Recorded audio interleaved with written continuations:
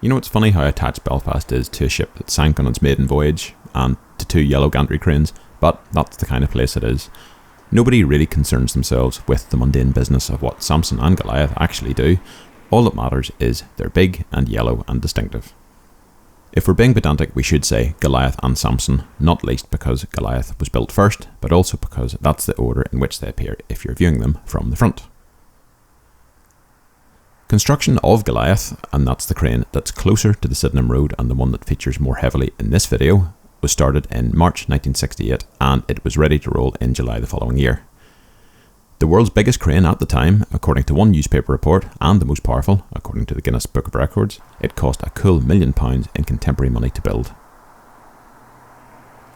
Constructed on the eve of the Troubles, the crane was incidentally a collaboration between two opposing participants in the last major conflict to affect Northern Ireland, German engineering firm Krupp and Harland and Wolff themselves, both of whom had built weaponry for their respective sides in World War II.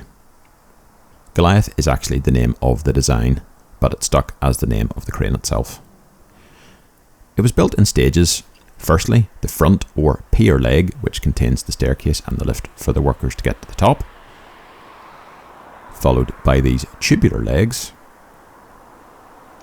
before the two girders were winched into place between them and secured.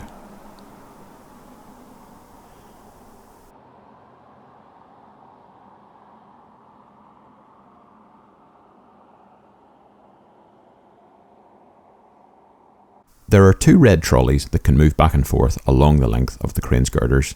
These contain the winching equipment that allow the crane to actually do its job and lift bits of whatever ship or oil rig is being worked on at the time.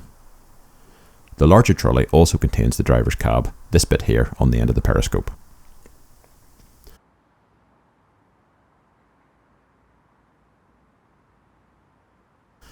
And what I like to think of as being the crane's head is itself a small crane designed to pick components out of the two trolleys and lower them to the ground below.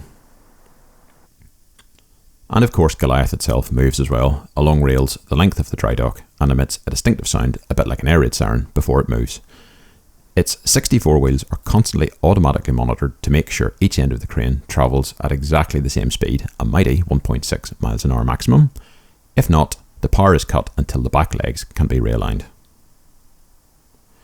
It also has parking brakes so it doesn't get blown along the tracks in high wind, although with its great height of 96 metres this can't be guaranteed, especially in Belfast, and it did happen during 100 mile an hour winds in 1978 and required the crane to be taken out of service while engineers flew in from Germany to make sure it was okay. And that wasn't the only potential misfortune to befall Goliath, perhaps unsurprisingly given its emblemism of a largely Protestant East Belfast workforce. An IRA bomb was detonated beside it in November 1972, but did no real damage. By the early 70s, the shipyard's ongoing modernisation meant that a second crane was needed, and although Harlands initially planned to have a smaller version, they went the opposite way and ordered one 10 metres taller, but with similar lifting ability.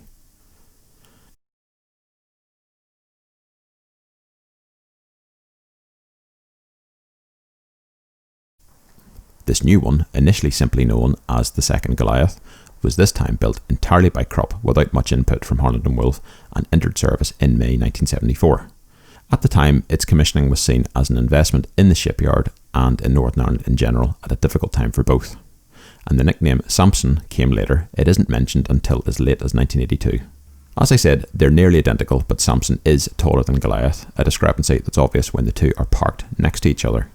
The other main difference is that the Samson driver's cab can rotate to give him or her a better view of what they're doing. Not that this helped much in April 2007 when it crashed into another smaller crane.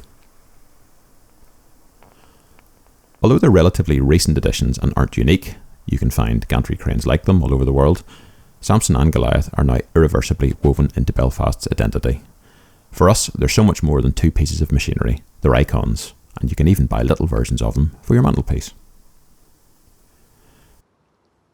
Since 2003, they've been protected monuments, although both are still in use, Samson more than Goliath. Their future was briefly in doubt last year when the shipyard went into administration, but thankfully new owners were found. And I still believe they're missing a trick by not charging people to go up to the top. I know I, for one, would be first in the queue.